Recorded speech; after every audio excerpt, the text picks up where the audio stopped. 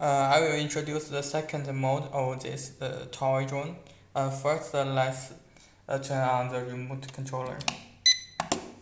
And second, turn on the toy drone. Just push once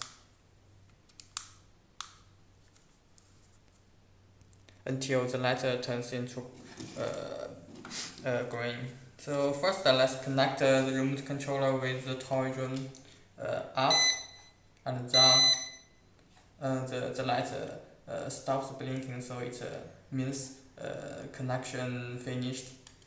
So let me introduce the remote controller.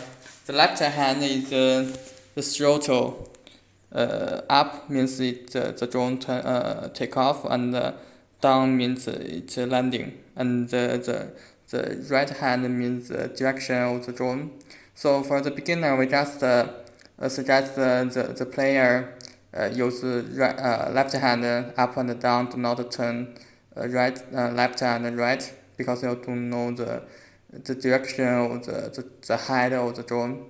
And the right hand just control the drone direction. It will be much easier. So now let's turn off the drone.